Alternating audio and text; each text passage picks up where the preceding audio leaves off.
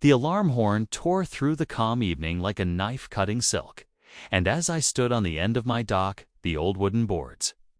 groaning under my weight, I clutched the stack of legal papers heavy with red stamps in my trembling hands, their words threatening to erase my family's history with a single signature. And before I could even gather my breath, 3 Coast Guard patrol boats came slicing across the dark water like blades of steel, their sharp bows throwing waves against the rocks, their searchlights moving in sweeping arcs until one beam locked directly onto my face, blinding me in a cold wash of white before plunging me back into shadow. And then a voice boomed from the blackness, amplified by a megaphone so harsh it seemed to vibrate in my bones. "Mr. Sterling, you have 24 hours to vacate these premises, or we will be forced to take legal action." And though the words belonged to Veronica Blackwood, the woman who had been tormenting me since the day I arrived, they carried the weight of something larger, something ruthless. And I felt my stomach twist as I realized that everything had spiraled so far out of my control. That 3 weeks ago, I had been an architect struggling quietly in my cramped Seattle apartment, and now I was standing on a battlefield I never asked for, fighting enemies I didn't even fully understand. So let me take you back to where it began. When I sat alone at a small table covered with unpaid bills and opened a letter from Morrison and Associates, attorneys at law, informing me that my Uncle Reed Sterling had passed away, and that I, his only living relative, had been named sole beneficiary of his estate, which included Sterling Point, a 15-acre island that had been the heart of my childhood summers, a place where my uncle had taught me to fish with his calloused hands guiding mine, where I listened to his gravelly voice tell stories of the sea as the sun dipped behind the horizon, and where he had often told me, in a tone that seemed far too serious for a child, "This island is a legacy, boy, and someday you'll need to protect it." Words I had once dismissed as sentimental, but now rang in my ears like a warning bell.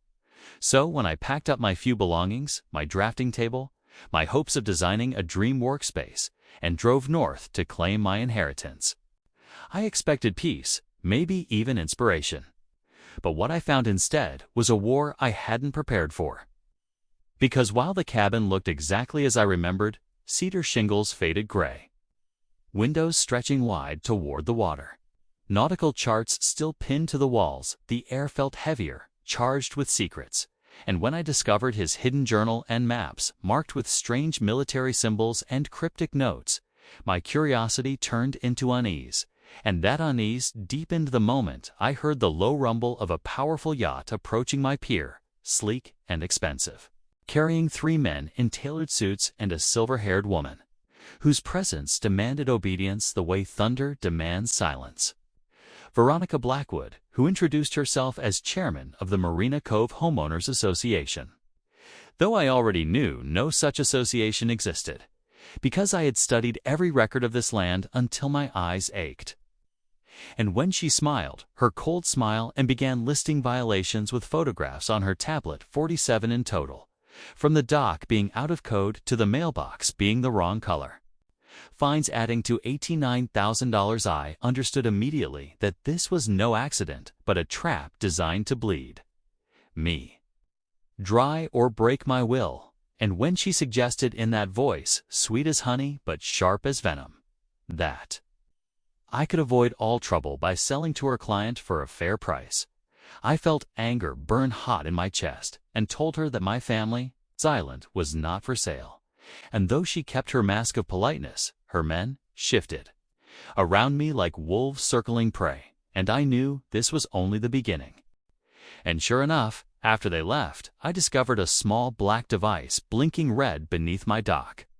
a tracker meant to follow my every move. And my fear was joined by resolve, so I called 3 lawyers who all confirmed what I already knew, that this so-called HOA had no legal standing. And when she returned the next day with inspectors, snapping photos of my foundation and basement entrance rather than any real violations, I pulled out my phone and recorded demanding incorporation papers and membership lists. and caught the first crack in her polished mask as her jaw tightened even while her lips kept smiling. And when she left, I rode to my nearest neighbor, Ted Brennan, a retired fisherman with skin weathered by the lake winds, and when I spoke her name, his eyes darkened as he told me she had pulled the same trick on the Kowalski family, burying them in fake fines until they sold cheap and then left the property empty, untouched.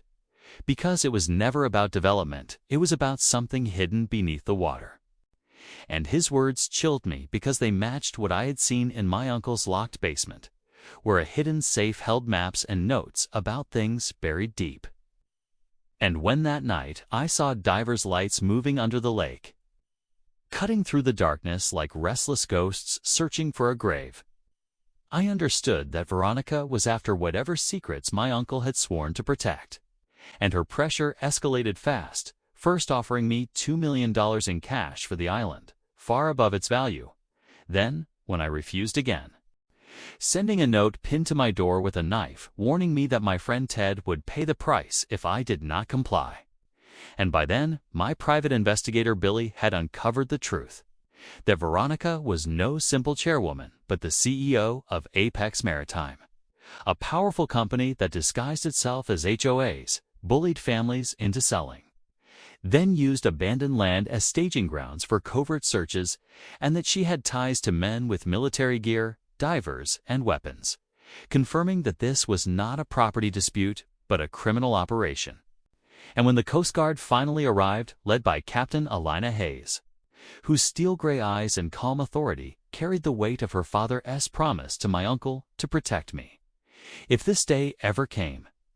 I felt a mixture of relief and dread because she confirmed that Veronica's people were part of a larger network trafficking stolen cultural artifacts, using islands like mine as gateways to loot whatever lay hidden below. And she showed me hidden chambers under my cabin that proved my uncle had been guarding something important all along. But time was short because Ted was in danger, so I agreed to pretend to accept Veronica's deal. And when I boarded her yacht, she could not resist bragging, describing her operation like a queen savoring victory, how she had stripped families of their homes, dug through their lands, stolen treasures worth millions, and how my island contained the greatest prize of all. And as she gloated, my phone secretly recorded every word, and then Elena's voice came through hidden speakers, declaring Veronica under arrest. And in an instant, the night erupted, Veronica dragging Ted close, with a gun pressed to his head, her divers thrashing in panic, as my uncle's old underwater defenses roared to life, alarms blaring, lights cutting through the depths, Coast Guard sharpshooters taking down her guards, helicopters descending with ropes carrying armed officers, and within minutes the entire yacht was under control. Veronica screaming curses as she was cuffed and dragged away, her mask of elegance shattered into raw fury, warning that her partners would not forgive failure and that they would come for me next. But as I stood on the deck with Ted alive beside me and Alina commanding her team, I felt something shift inside. A realization that this was bigger than one island, that it was about protecting people from predators who wore power like armor. And in the months that followed, I sat in a courtroom, watching Veronica receive a 25-year sentence, saw the Kowalski family cry tears of relief as the judge ordered restitution from Apex's seized assets, and felt pride as the stolen pieces were returned to where they belonged. And though the media called it the Nazi Gold Island case, for me it was the story of an uncle who prepared his nephew for a fight, a neighbor who refused to stay silent, a captain who honored her father's promise, and an ordinary man who refused to sell his family's soul for money. And when Alina joined me later on the dock, the air calm again, she handed me coffee and said simply, "Your uncle would be proud," and I realized she was right. Because the true inheritance was not land or wealth, but the courage to protect something bigger than myself. To understand that some things are worth more than profit. And as the water lapped softly against the posts of the dock and the night wrapped the island in quiet, I knew the fight was over. The island was safe, but the lesson would stay with me forever. That sometimes the American dream is not about gaining more, but about defending what should never be lost. And in that knowledge, I finally felt at peace.